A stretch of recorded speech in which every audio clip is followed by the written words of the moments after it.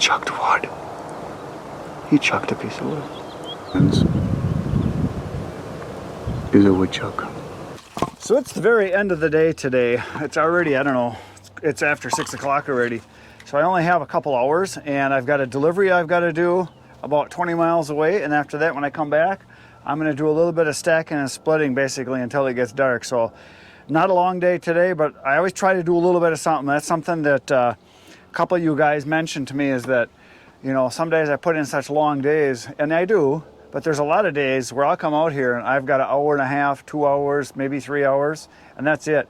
But I try to do something every day, because the way to get a lot of work done is to be consistent and just stay at it.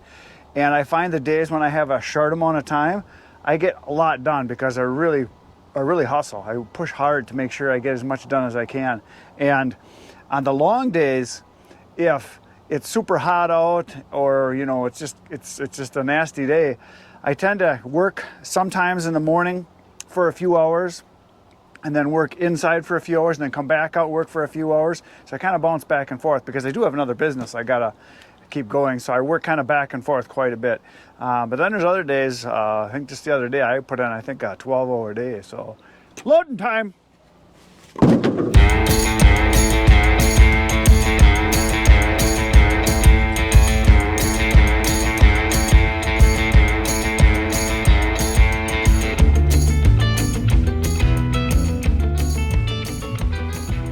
There is about a half a load, and that is what I needed to do with oak, because that was oak.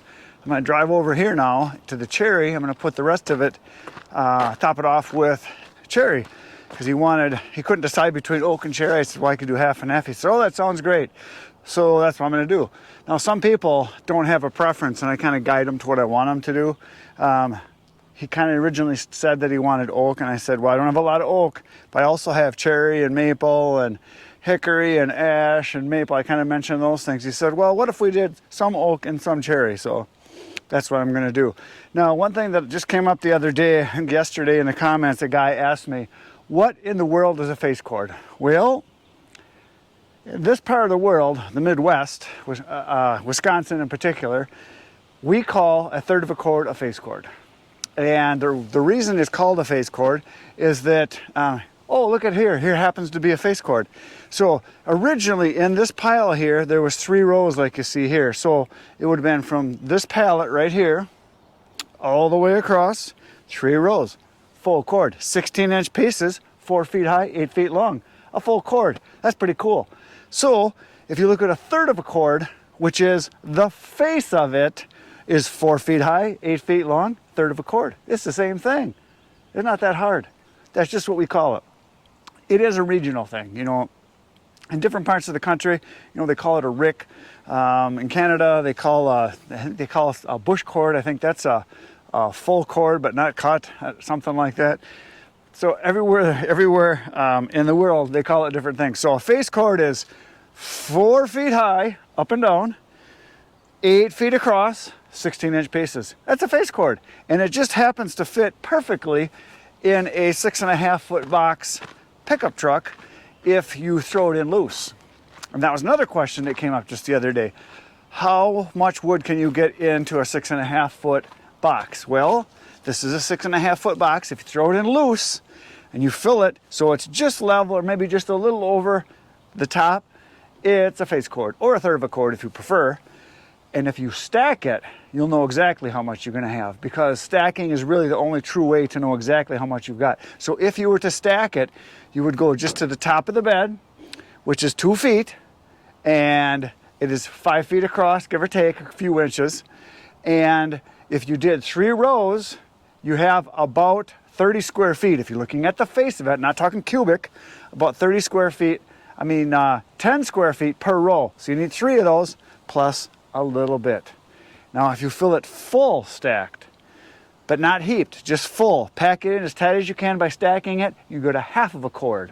So it would be a face cord and a half.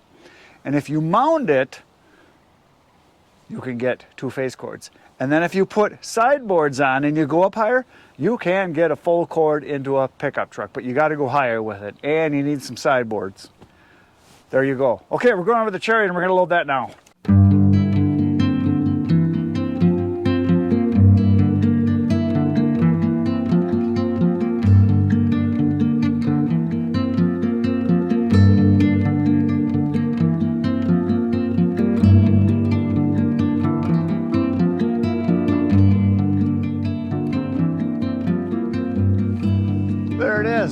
wood in the truck.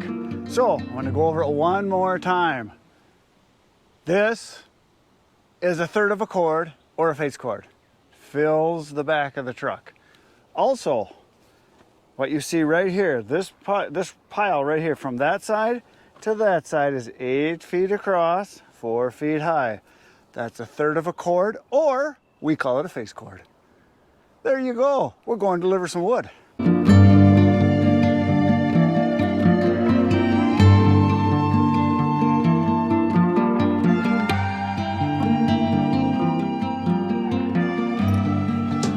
So I just delivered wood to Andy here, and he has a pizza oven, and you're going to be doing events, right? Yeah. We just got the regular hardwood from you. We're going to be throwing in here. You start with a bed of coals. Right about here is where you start the fire. Once it gets up to temp, it's going to be about 650 to 750, and we push all the coals to the side. And then you got spots, about 4 spots for to make these pizzas, 10 inches. And when you're cooking with that kind of heat, they're cooking about 2 minutes. So you can pump out 2 minutes, 2 really? minutes, yeah. So how thick is this slab here? It's about 2 inches, 2 inches thick. Nice. And what happens, the reason you start in the middle is then it evenly distributes the heat. And then as soon as this thing gets hot, it stays hot. And then that's how you're able to turn those pizzas over 2 minutes. And because it is a smaller oven, they do make bigger ones. But with the small one, you get more heat evenly distributed, and like the flame will constantly be licking over. So it's almost like a convection oven too, where you're constantly getting the heat rotating. So even though the fire's over here is just as hot because it licks up and around, and then you start heating this. So you don't need to put the fire on both sides, the coals, just on one side. Just on the one side. You want it just on the one side for even cooking, oddly enough. So if you have the fire over here, you do this, and then you turn the pizza like clockwise, and then so then you can cook it evenly on both sides. So usually it's about 1 minute, and then you kind of flip it to the other side, and I say 2 minutes, but honestly, if this thing's going, it can be like a 90-second pizza from the time it goes in to out. So now this is the Grand G series. So yeah, so this is the bigger one that they have as far as for a pizza trailer. They have a smaller one, but for me, I'm just going to use the big one, and it makes more sense. But then, so now everybody's going to want to know how much was it? This one ran me about 13 grand. Oh, jeez. Yeah, but the biggest. I mean, everything is going up now. Right. But I know. It's solid as all hell. I mean, I drove from New York with it, so it was really to go there to get it. Yeah, it was about a 15-hour drive from here. And then they got this awesome spot right here to make all the pizzas. Sure. So if you're good, you can kind of make 2 pizzas here, have a second guy throwing pizzas in and tossing them and turning them. So what's this back here? Storage for? Yeah, storage and stuff. So. Oh yeah, you can store all your wood right in there. Yeah, so my idea is throwing all the pizza dough in here in different like dough boxes, and then you can access it. And then over here is where you're gonna store the wood. Oh so yeah, you can keep all that wood, and then obviously some in the truck as well. Right. Well, it's kind of nice. You can stand right up on top of there. Yeah. I mean, pizza. It's a single axle. It's all the guy, the owner there. He literally built this entire thing. He's got a really cool operation. What are these right here? These hooks? That's just part of the trailer. He said he didn't really have anything for me. I asked the same thing. He didn't say anything.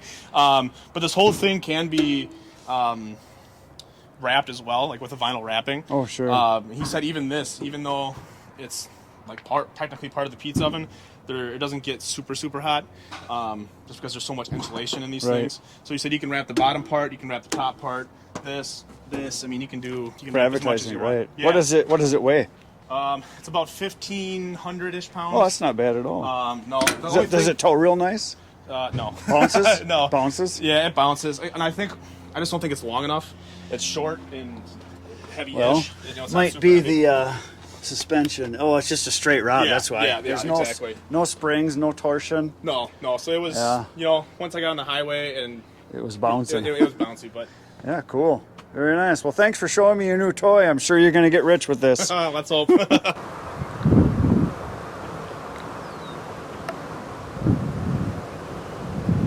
That, my friends, is a woodchuck.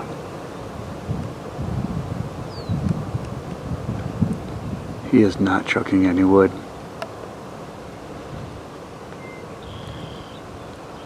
Must be something wrong with him.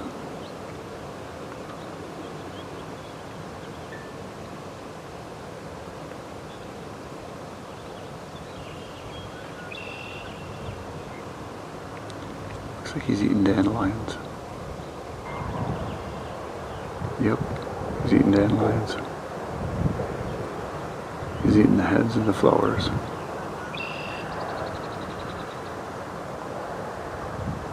Yep, look at that.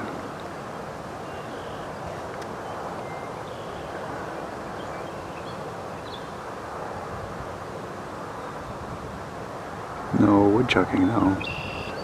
Be nice if he would stack that wood over there. There's a whole bunch of wood right over there that needs stacking, and there's a whole bunch of wood right there that needs stacking, and he's not stacking it. Wonder if I should teach him how to do it. Seems he's listening to me. He can hear something, but he doesn't know where it's coming from, because I'm perfectly still, and I'm behind a pile of logs.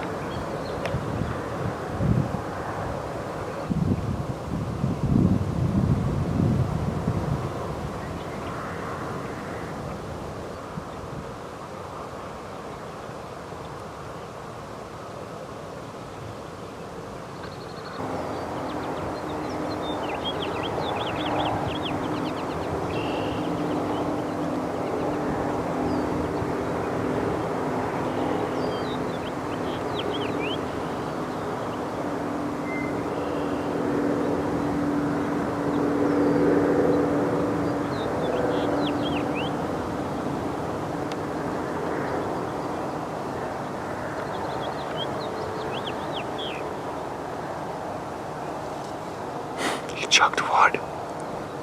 He chucked a piece of wood.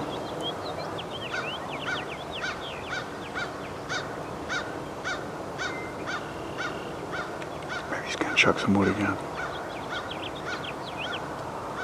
He seems to have vacated the premises. Maybe he's gonna go chuck some wood. I am back in the wood yard for my delivery. I just did the little film there of my new worker, Chuck. You saw Chuck crawling around in the wood. But it seems he's not stacking, he's unchucking is what he's doing. He knocked a stack of wood over, it looks like, over there, right where he went in. I went over to see what he was doing, but he was gone. He must be underneath the wood here somewhere. So this must be his home where he's living now. So I'll have to keep an eye out for him and see if he does any more damage. And when I got back, I thought I was gonna have some work to do, but the sun just set, so I got maybe a half an hour of daylight and I got stuff to do. So that's it for today. So you know what to do. Poke the buttons, go to my channel, watch 700 videos, they're waiting for you. All for you to watch. Between now and then, get outside, get cutting. Good night, Irene.